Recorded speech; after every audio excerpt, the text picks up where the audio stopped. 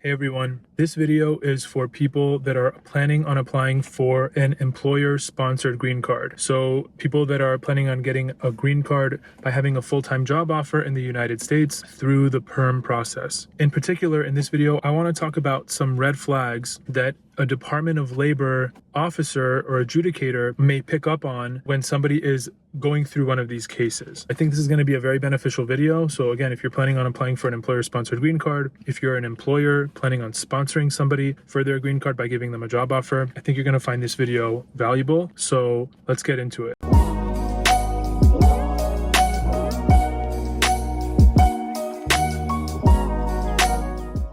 So the first thing is, as a quick overview, I have more detailed videos on this on our channel, but generally the way the process works for one of these PERM cases is that the employer first files a prevailing wage request where they outline the job duties and all the important details and the experience required, and the Department of Labor will review that and assign basically a minimum wage that the employer must pay the foreign worker for that position. After that, there's recruitment that takes place where the U.S. employer attempts to secure a qualified U.S. worker for the position, and only once they are unable to successfully find a U.S. worker for the position, then they file a PERM application that essentially requests the Department of Labor to certify that application so that they can sponsor a foreign worker. And then there's further steps that take place after that. But for purposes of this video, I want to focus on that initial part of the process that takes place with the Department of Labor. Oftentimes, a U.S. employer will have somebody in mind for the position, of course, that they want, that's either outside of the United States or that they plan to sponsor for the position. So one important thing to note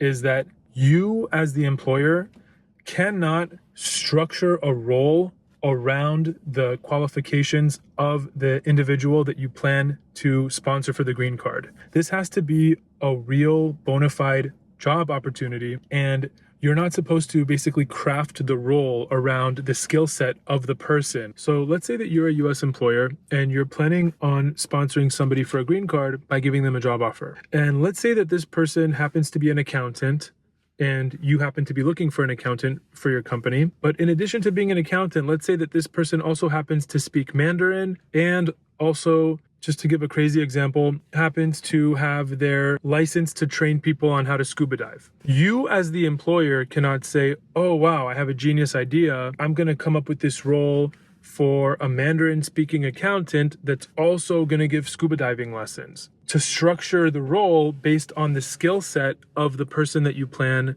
to sponsor. You can't do that. You have to have a bona fide job offer, actual job offer that you have available with your company, and that job offer cannot be tailor-made to the skill set of this person that you want to bring to the United States or that you want to sponsor for a green card through a job offer. So that's a very important point that I want to mention. Now to go into some actual tangible red flags to be aware of. One of them is requiring proficiency in a foreign language to be eligible for the job. So let's say that a U.S. employer has a job available, and one of the requirements to be eligible for the job is fluency in French. Well, this requirement that the job requires fluency in French can cause a Department of Labor adjudicator to raise an eyebrow and to inquire further. And the reason is, of course, that the U.S. employer is seeking authorization to sponsor a foreign worker for this position.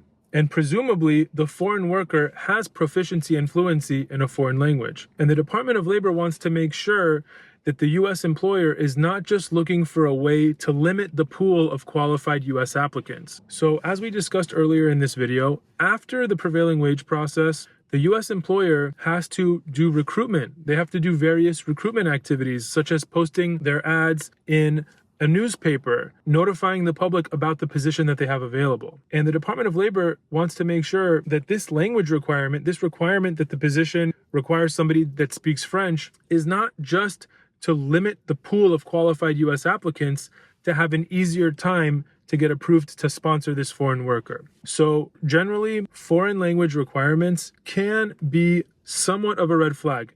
Now, that is not to say that a U.S. employer cannot require a foreign language for the position, but there has to be a genuine business need for that foreign language. So you have to be able to justify the need for that foreign language requirement. So that's one of the red flags that I wanted to talk about. Another red flag that I want to talk about is familial relationships. So let's say that the US employer and the individual that they want to give a job offer to are brothers. Well, again, as we discussed earlier, there is a requirement for the US employer to conduct good faith recruitment and to basically do good faith recruitment efforts to attempt to secure a US worker for the position. When there is a close familial relationship between the foreign worker and the employer, it becomes much more challenging to demonstrate that good faith recruitment took place. So that is another red flag. There you have it. In this video, we talked a little bit about the employer-sponsored green card process.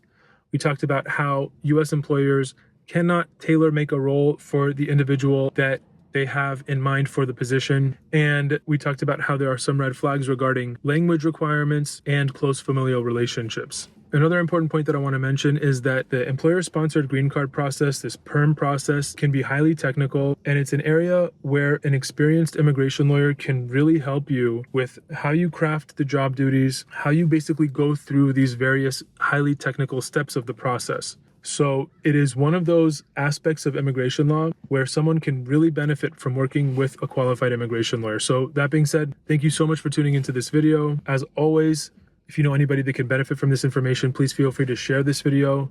Thank you so much for watching, and I'll see you on the next one.